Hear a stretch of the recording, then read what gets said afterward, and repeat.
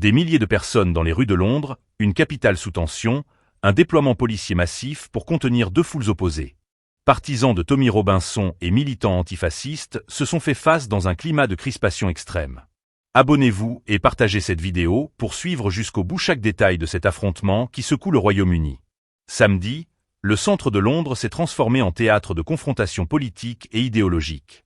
Le rassemblement Unite the Kingdom, organisé par le militant d'extrême droite Tommy Robinson, a attiré des milliers de participants.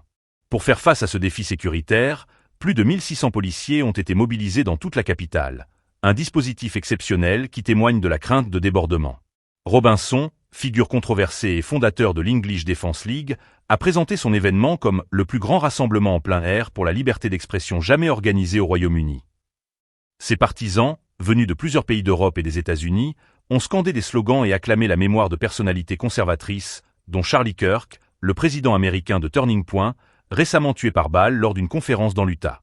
Si Robinson a appelé à la retenue et à la non-violence, le contexte restait explosif. Ses détracteurs dénoncent depuis longtemps ses positions radicales, son discours contre l'immigration et l'islam, mais aussi son rôle dans la médiatisation du scandale des « grooming gangs ». Ce dossier, qui concerne des milliers de jeunes filles britanniques victimes de réseaux de viol et d'exploitation par des groupes d'hommes majoritairement pakistanais, reste l'un des points les plus sensibles de la vie politique britannique.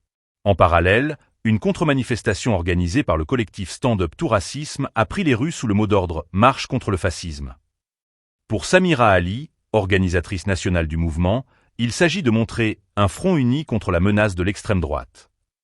Ces mobilisations simultanées ont accru la tension et nécessité une surveillance policière renforcée pour éviter les affrontements directs.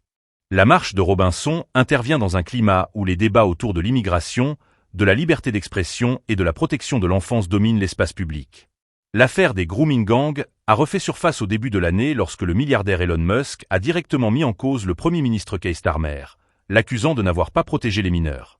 Face à cette pression, et après avoir initialement refusé d'agir, Starmer a finalement annoncé en juin une enquête nationale sur la gestion de ces crimes par les autorités locales et la police.